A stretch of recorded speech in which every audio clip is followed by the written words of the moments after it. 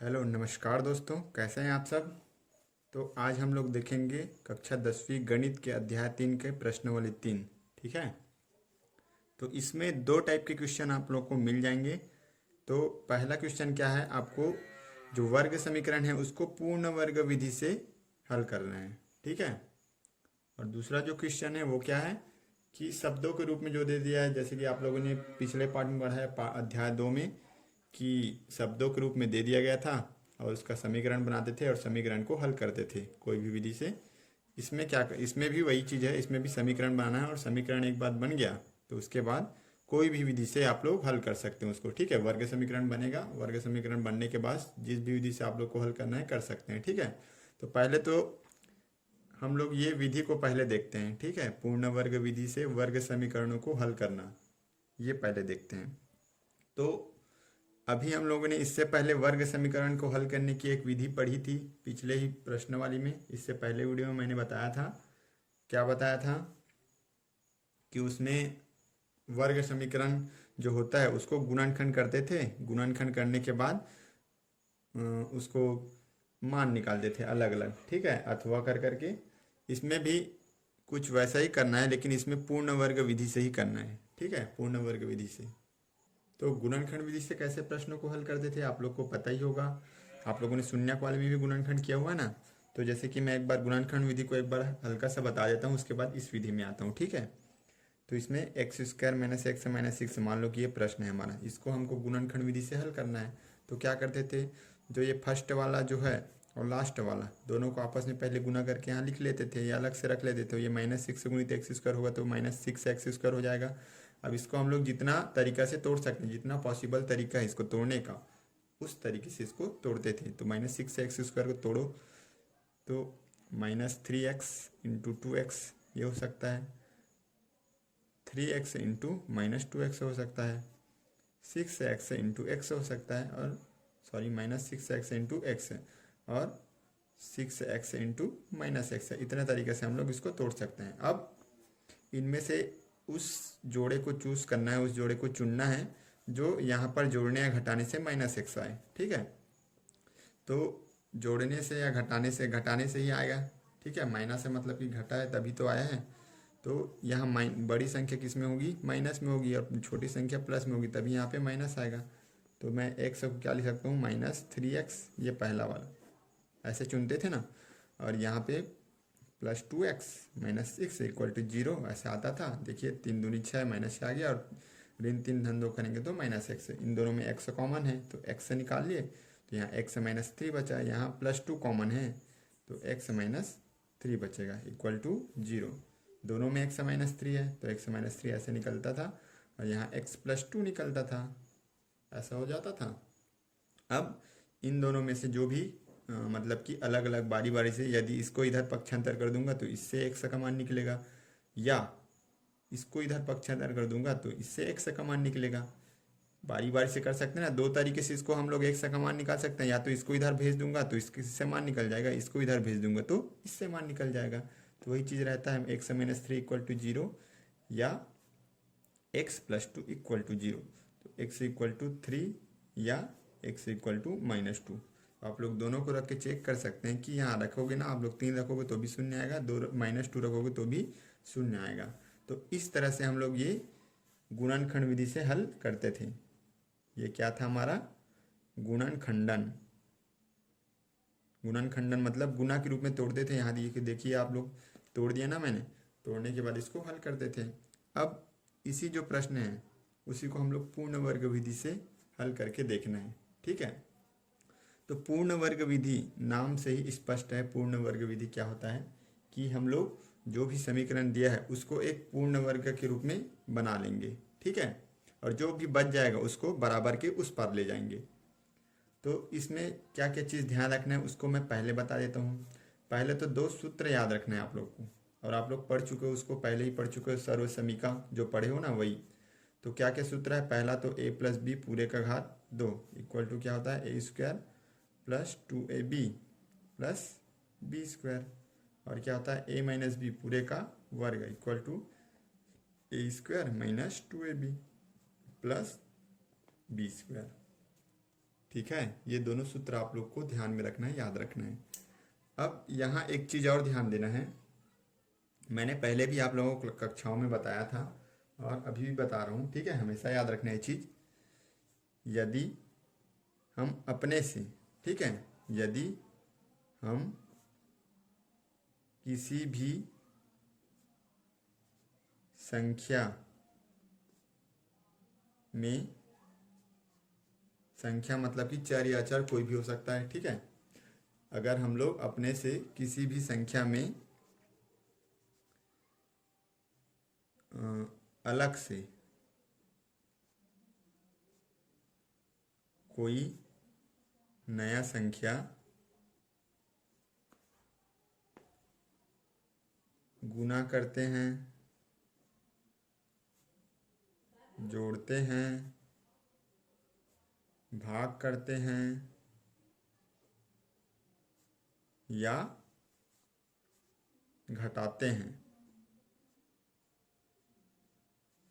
अगर हम लोग खुद से अपने मन से, मतलब अपने मन से नहीं, अगर गणित की स्थिति को देखते हुए अगर हम लोग अलग से उसमें कुछ जोड़ रहे हैं, गुना कर रहे हैं, बाहर से जोड़ रहे हैं, गुना कर रहे हैं, घटा रहे हैं, भाग दे रहे हैं, ठीक है, ये सब चीज़ अगर कर रहे हैं तो उसी संख्या को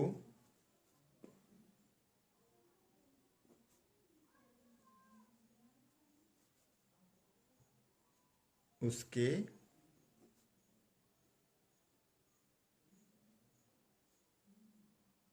उल्टे चिन्ह, उल्टे चिन्ह मैं भी बताता हूँ आप लोग क्या उल्टे चिन्ह बोल रहा हूँ, ठीक है, इसको इसलिए लिखा रहा हूँ ताकि ये बहुत इंपॉर्टेंट चीज़ है, ये जो पूर्ण वर्ग विधि ना, इसमें जानना बहुत जरूरी है, ठीक है, इसका यूज़ होगा, इसलिए मैं इसको लिखा भी रहा हूँ ताकि आप लोग बाद में भूल ना जाओ, ठीक है। तो उसी संख्या को उसके उल्टे चिन्ह से क्या बोला जाए, जैसे कि जहाँ पे गुना कर रहे हैं तो वहाँ भाग कर देंगे, जोड़ रहे हैं तो वहाँ घटा देंगे, भाग कर रहे हैं तो वहाँ पे गुना कर देंगे, घटा रहे हैं तो जोड़ देंगे, ठीक है। उल्टे चिन्ह से मतलब कि गुना के जगह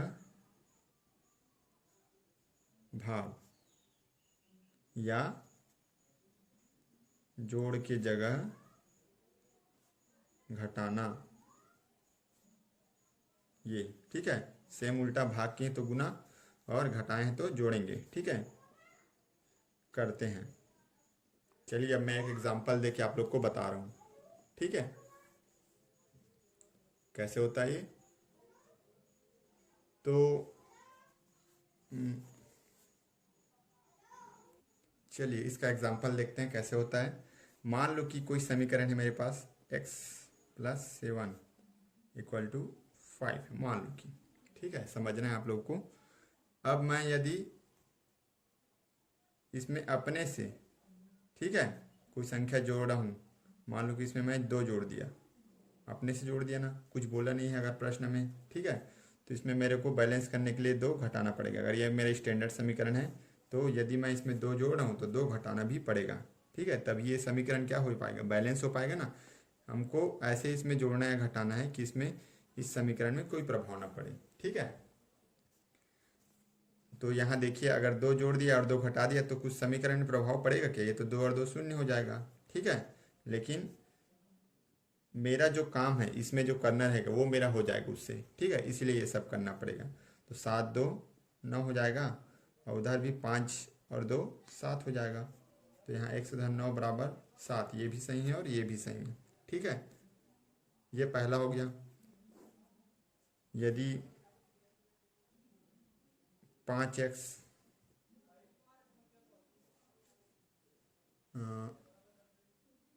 धन 5 बराबर 10 मान लो कि, ठीक है, अगर मैं इसमें कुछ गुना करना चाह रहा हूँ, ठीक है, अलग से 5x में, तो मान लो कि इसमें मैं 2 गुना किया तो मेरे को इसको बैलेंस करने के लिए 2 से भाग भी देना पड़ेगा, तभी तो ये 5x का 5x यहाँ रह पाएगा ना। गणित में कुछ भी अपने मन से नहीं कर सकते, अगर कर रहे हैं अपने मन से तो उसको हमको संतुलित करना पड़ता है, बैलेंस करना पड़ता है, ठीक है, इसलिए ये सब चीज़ करना पड़ेगा। तो इसमें भी जब हम लोग पूर्ण वर्ग बनाएंगे ना समीकरण को, तो ये सब चीज़ करना पड़ेगा, इसलिए मैं ये बता रहा हूँ। तो यहाँ 2/2 करूँगा तो 5x का 5x रह जाएगा, +5 बराबर 10। देखिए तो 5 दूनी 10x/2 धन 5 बराबर 10, और हल करना चाहें तो कर सकते हैं। तो मेरा बताने का मेन उद्देश्य वही था कि अगर हम लोग किसी भी समीकरण है या किसी भी संख्या में कुछ जोड़ रहे हैं अपने मन से, ठीक है, तो उसी संख्या को उसको घटाना पड़ेगा। जैसे कि यहाँ बोला था ना उल्टा चिन्ह, तो यहाँ जैसे प्लस है तो उल्टा चिन्ह इसका क्या हो गया माइनस, यहाँ गुना है तो उसका उल्टा चिन्ह क्या हो गया भाग, ठीक है, या भाग किया हूँ तो जोड़ा हूँ, यहाँ भी माइनस किया हूँ तो भाग किया हूँ तो गुना किया हूँ, यहाँ माइनस किया हूँ तो जोड़ा हूँ। तो ये चीज़ मैं बताना चाह रहा था, ठीक है। तो आप लोग को ये दो चीज़ें समझ आ गई होगी, ठीक है। इन दो चीज़ों को लेकर के ही हम लोग ये जो पूर्ण वर्ग विधि है उसको हम लोग सॉल्व करेंगे। तो चलिए अब करते हैं पूर्ण वर्ग विधि से समीकरण को हल, ठीक है। चलिए तो हम लोग उसी प्रश्न को लेते हैं, अभी जो पूर्ण वर्ग विधि से बनाए थे ना उसी प्रश्न को लेते हैं, ठीक है।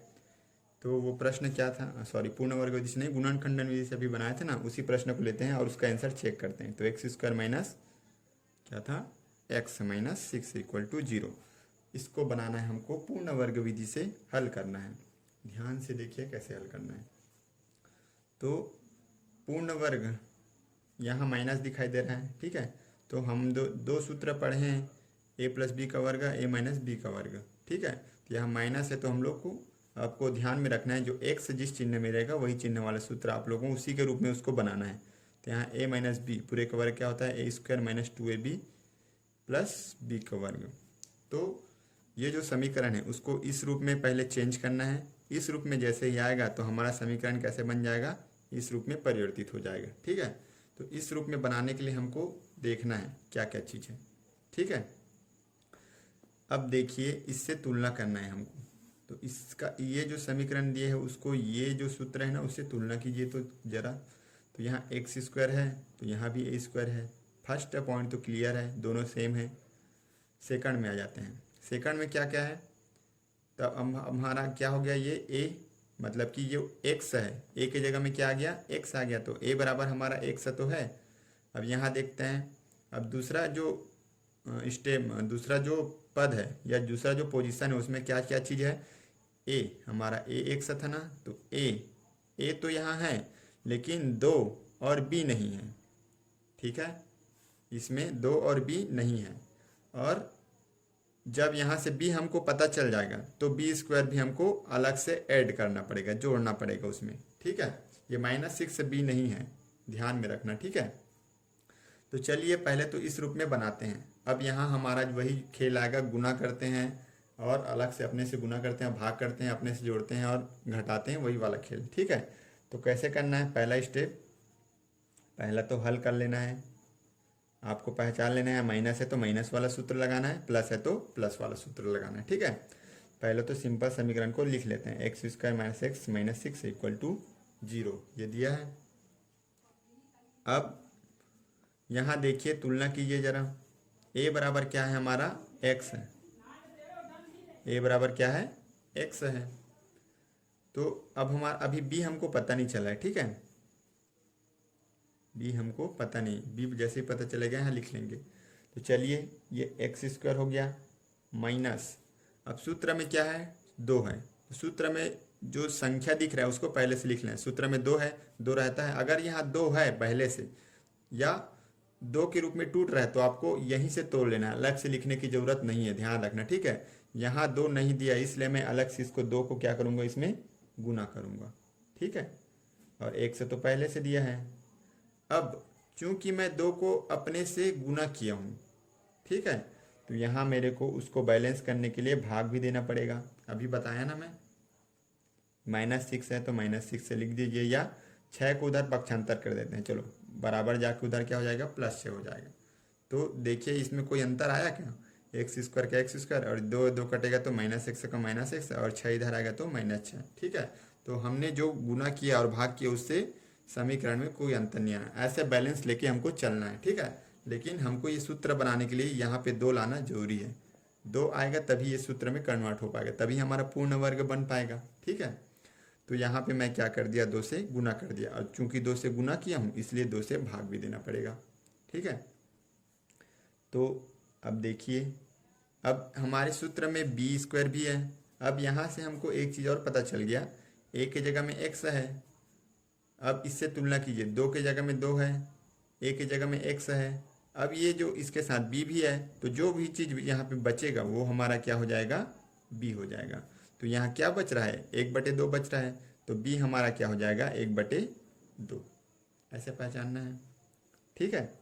अब चूंकि बी हमको पता चल गया तो हमको बी स्क्वायर भी यहाँ जो ये जो समीकरण है उसमें लाना पड़ेगा। तो बी स्क्वायर लाने के लिए हमको क्या करना पड़ेगा, जोड़ना पड़ेगा। तो 1/2 ये बी ये हुए ना, तो 1/2 का वर्ग आ गया। अब चूंकि इसको भी हम लोग अपने से जोड़े हैं, ठीक है, 1/2 को बाहर से जोड़े हैं, पहले से नहीं जुड़ा था इसमें, तो उसको हमको माइनस भी करना पड़ेगा, ठीक है। तब ये देखिए ये भी बैलेंस हो गया, ये हट जाएगा तो क्या आ जाएगा, यही तो आएगा ना, बराबर 6। तो 6 है, 6 को कुछ नहीं करना है। अब देखिए यहाँ पे हमारा सूत्र बन गया, ये x square sorry a² minus 2a और ये b प्लस b का वर्ग है, ये बन गया हमारा सूत्र इतना। तो इसको मैं क्या लिख सकता हूँ, x² into 2x into 1/2 plus 1/2 पूरे का वर्ग इक्वल टू ये माइनस 1/2 का वर्ग उधर जाके क्या हो जाएगा, प्लस 1/2 का वर्ग। अब देखिए ये सूत्र बन गया, a का वर्ग ये माइनस 2, a के जगह में x और b के जगह में 1/2 प्लस 1/2 का वर्ग मतलब कि b का वर्ग, सूत्र बन गया। तो मैं इसको किस रूप में लिख सकता हूँ, a माइनस बी पूरे का वर्ग के रूप में लिख सकता हूँ। तो लिख दीजिए, तो x माइनस 1/2 पूरे का वर्ग इक्वल टू, इसको भी हल कर लीजिए, 6 प्लस 1/4 हो जाएगा ये। फिर इसको लिखो अच्छे से, x माइनस 1/2 पूरे का वर्ग। अब इसको देखिए, यहाँ पे लघुत्तम लेना है, या लघुत्तम नहीं लेने आता तो डायरेक्ट कर सकते हो आप लोग। कैसे करते हैं, 4 एकम 4, 6 चौं 24 धन 1 एकम 1। तो यहाँ क्या आ जाएगा हमारा, 24 और 1 25/24, यही आएगा, सॉरी 4 आएगा, 4 है ना नीचे में।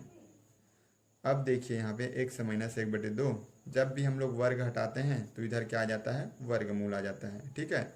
जानते थे तो अच्छी बात है, नहीं जानते थे तो यहाँ देख लीजिए, ठीक है। जब भी वर्ग हटाते तो यहाँ क्या आ जाता है, वर्गमूल आ जाता है। अब एक चीज़ और, जब भी हम लोग वर्गमूल से कोई संख्या बाहर निकलती है, ठीक है, तो उसके सामने क्या लग जाता है, प्लस माइनस लग जाता है। प्लस माइनस क्यों लगता है, देखिए ये 25 है, तो 25 को मैं जब भी अंदर से कोई भी वर्गमूल से बाहर निकालना है तो उसको मैं वर्ग होता रहेगा तभी बाहर निकलता है, ठीक है। तो 25 को मैं +5 का वर्ग भी लिख सकता हूँ और -5 का वर्ग भी लिख सकता हूँ, कोई अंतर आएगा। 4 को भी मैं क्या लिख सकता हूँ, +2 और -2 का वर्ग लिख सकता हूँ, कोई अंतर आएगा। तो 5 पंचे 25 ही होगा, -5 का वर्ग करूँ या +5 का वर्ग करूँ, 25 ही होगा ना। वैसे ही -2 का वर्ग करूँ या +2 का वर्ग करूँ, 4 ही होगा ना। तो जब ये प्लस और माइनस दोनों में है तो जब ये बाहर निकलेगा तो अपने दोनों जो मान है उसको लेकर के निकलेगा ना, इसलिए यहाँ पे क्या आ जाता है, प्लस और माइनस दोनों आता है, ठीक है। तो यहाँ 5 बाहर निकलेगा तो +-5/2 हो जाएगा। अब यहाँ मेरे पास कितने आ गए, दो चिन्ह वाले संख्या आ गए, ठीक है। अब बारी बारी से ले लेते हैं। एक तो x माइनस 2 बराबर +5/2, या करके लिखना है क्योंकि दो चिन्ह है ना। ये देखो एक चिन्ह बदलने से मान पूरा बदल जाता है, इसलिए दोनों चिन्ह, एक क्या है -5/2 है। तो इसको करिए, ये -1/2 उधर जाके क्या हो जाएगा, +1/2 हो जाएगा, ठीक है। चूँकि हर पहले से समान है तो ऊपर वाला जुड़ जाएगा, 5 और 1 6/2, तो 2 तिया 6। x बराबर कितना आया, 3 आ गया, उसमें भी आया था x बराबर 3। ये या करना है, यहाँ भी या करना है। अब यहाँ भी सेम, यहाँ -5/2, ये -1/2 उधर जाके क्या हो जाएगा, +1/2 हो जाएगा। यहाँ भी हर समान है तो डायरेक्टली जुड़ या घट जाएगा, बड़ी संख्या माइनस में है, छोटी संख्या प्लस में है तो घट जाएगा, और जो आंसर आएगा वो किस में रहेगा, माइनस में। तो 5 में 1 घटाएंगे तो ऋण 4, क्योंकि बड़ी संख्या माइनस में है, /2। तो x बराबर क्या आ जाएगा, ऋण 2, 2 दूनी 4। तो इस तरह से ये जो पूर्ण वर्ग विधि है वो बनेगा, ठीक है। एक प्रश्न और देखते हैं, उसके बाद आप लोग प्रैक्टिस कीजिएगा। चलिए मैं प्रश्न वाले 3 जो है अध्याय 3 के प्रश्न वाले 3 का पहला का तीसरा प्रश्न लिया हूँ, ठीक है। इसको पूर्ण वर्ग विधि से हल कीजिए करके बोला है। प्रश्न में बोलेगा पूर्ण वर्ग विधि से हल कीजिए तभी हल करना है, नहीं बोलेगा तो कोई भी विधि से हल कर सकते हो। तो चलिए इसमें सेम वही प्रोसीजर फॉलो करना है। यहाँ भी क्या है, माइनस है, तो यहाँ पे मैं माइनस वाला सूत्र पहले से लिख लेता हूँ, ठीक है। A square minus 2ab plus B square ये होता है। हल करते हैं। 5x square minus 6x minus 2 equal to 0। अब यहाँ भी देखिए एक चीज़ और यहाँ ध्यान रखना, यहाँ जो है a का वर्ग है, ठीक है, और यहाँ जो भी चीज़ रहेगा उसके पूरे का वर्ग होना चाहिए, ना कि एक्स स्क्वायर बस होना चाहिए। वहाँ खाली x था इसलिए एक्स स्क्वायर हो गया था डायरेक्टली, लेकिन यहाँ 5 भी है तो 5 अगर किसी भी संख्या से वो हो रहा है वर्गमूल में रहता है तो ठीक है, नहीं है तो उसको वर्गमूल के रूप में रख के उसका वर्ग करना पड़ेगा हमको, ठीक है। उसको भी ध्यान रखना है आपको। देखिए इसको हल करने के 2 तरीके हैं, ठीक है। कैसे, एक तो आप लोग ये 5 को वर्गमूल के रूप में रख के पूरे का वर्ग कर सकते हो, या पूरे जो समीकरण है उसको 5 से भाग दे देंगे तो यहाँ पे क्या आ जाएगा, 5 हट जाएगा, ठीक है, तो x का वर्ग हो जाएगा, ठीक है। कैसे बोल रहा हूँ मैं, एक तो ऐसे कर सकते हो आप लोग, 5x स्क्वायर पूरे का वर्ग हो जाएगा, कुछ अंतर पड़ेगा, √5 का वर्ग 5 ही होगा, x का वर्ग तो x ही होगा, ठीक है। तो इस तरह से यहाँ a का वर्ग आ गया, फिर इधर जो भी हो उसको इसके हिसाब से एडजस्ट कर लेंगे, ये एक तरीका हो गया, ठीक है। आप लोगों को जो भी तरीके से बनाना हो बना सकते हैं। दूसरा तरीका ये है कि जो आपके बुक में दी है पूरे जो समीकरण है उसको पहले 5 से भाग दे दो तो यहाँ से 5 हट जाएगा तो एक्स स्क्वायर ही आ जाएगा। तो जैसे पिछले प्रश्न में x पहले से था उसी के रूप में आ जाएगा, उसके बाद आप लोग आसानी से इसको हल कर सकते हैं। तो मैं बुक के हिसाब से ही बता देता हूँ, ठीक है। तो यहाँ पूरे समीकरण को 5 से भाग देने पर, क्यों भाग देने समझ आया ना, यहाँ से हमको 5 को हटाना है इसलिए। अब अकेला तो इसको नहीं दे सकता, अगर इसको दूंगा तो इसी के साथ भाग भी करना पड़ेगा, गुना भी करना पड़ेगा, तो मतलब ही नहीं पड़ेगा, ठीक है, हटेगा नहीं। तो पूरे समीकरण को दे दूंगा, ठीक है। तो पूरे समीकरण को दे दो, 5x square minus 6x minus 2 upon 5 equal to 0 upon 5 हो जाएगा। पूरे समीकरण है, दोनों साइड आएगा। तो ये कैसे हो जाएगा, 5x square upon 5 minus 6x upon 5 minus 2 upon 5 equal to 0। यहाँ 0/5 मतलब 0। ये 5 कटा तो क्या आ गया हमारे पास, एक्स स्क्वायर माइनस यहाँ का आ गया 6x/5 और ये माइनस 2/5 उधर जाके क्या हो जाएगा, +2/5 हो जाएगा, ठीक है। अब इसको हम लोग तोड़ सकते हैं, तोड़ दीजिए एक्स स्क्वायर। अब मैंने बताया था, देखिए पिछले प्रश्न में खाली x था तो हमको 2 से गुना करना पड़ा था। अब यहाँ हम 6 को 2 के रूप में तोड़ सकते हैं क्योंकि सूत्र में 2 रहता है ना, तो 6 को हम लोग 2 के रूप में तोड़ सकते हैं, तो तोड़ देते हैं, ठीक है, अलग से नहीं करेंगे गुना। 6 को तोड़ेंगे तो क्या हो जाएगा, 2 गुणित 3 गुणित x/5, x/5 तो पहले से 6 को ही तोड़े हम लोग 2 गुणित 3 बराबर 2/5, ये हुआ। और सिंप्लीफाई कीजिए, ये हो गया माइनस, अब ये 2 हो गया, a की जगह में तो x आप लोग को दिख रहा है, 2 भी आ गया, हमारा b भी आ गया इंटू x, सॉरी b नहीं a आ गया, अब b भी आ जाएगा यहाँ पे। 3 को इधर ला लूँगा, जो चीज़ बच गया, अब 2x आ गया, क्या क्या बचा, 3 और 5 बचा ना, तो इसको मैं 3/5 लिख देता हूँ। ऐसे कोई अंतर पड़ेगा नहीं पड़ेगा, इधर क्या हो जाएगा 2/5। तो यहाँ देखिए हमारा a स्क्वायर आ गया माइनस 2a और ये जो बच गया वो क्या बन जाएगा, b, ठीक है। अब जब भी b हमको मिल जाता है तो हम लोग क्या करते हैं, a बराबर क्या आ गया हमारा x और b बराबर क्या आ गया 3/5, और जब भी b हमको मिल जाता है तो b स्क्वायर करके हम लोग कर लेते हैं, b प्लस b स्क्वायर और माइनस b स्क्वायर कर देते हैं। तो कर दीजिए x square minus 2 into x into 3/5 plus 3/5 का वर्ग b स्क्वायर प्लस b का वर्ग, लेकिन इसको अपने मन से ऐड किए हैं ना, इसलिए यहाँ पे घटाना भी पड़ेगा, ठीक है, बराबर 2/5। चलिए ये क्या बन गया, सूत्र बन गया a square minus 2ab plus b का वर्ग, ठीक है। तो सूत्र बन गया, तो क्या बन गया, a और b क्या है 3/5 है, पूरे का वर्ग बराबर 2/5 और ये धन 3 माइनस 3/5 इधर आगे क्या हो जाएगा प्लस 3/5 का वर्ग हो जाएगा। तो x माइनस 3/5 पूरे का वर्ग बराबर क्या हो जाएगा, 2/5 प्लस 3 तिया 9/5 पंचे 25 ये होगा। अब देखिए यहाँ पे फिर से यहाँ लघुत्तम वगैरह लेना पड़ेगा, तो दोनों में 25 और 5 में लघुत्तम लेंगे तो 5 आएगा, 25 आएगा सॉरी, क्योंकि 5 और 25 जाता है भाग। ठीक है, अगर दोनों संख्या ऐसा है कि एक संख्या दूसरे से भाग चला जाता है तो जो बड़ी संख्या रहेगी ना वही उसका लघुत्तम रहता है, इसको भी ध्यान रखना। अब यहाँ 5 पंचे 25 और यहाँ 25 एकम 25, तो 5 दूनी 10 प्लस 9 एकम 9। यहाँ मैं बना देता हूँ x माइनस 3/5 पूरे का वर्ग बराबर 10 9 19/25 ये हो जाएगा। अब x माइनस 3/5 जब भी वर्ग रहता है तो उधर आके क्या हो जाता है, वर्गमूल हो जाता है। अब 19 तो नहीं निकल पाएगा भाई, तो 19 को ऐसे ही रख देते हैं।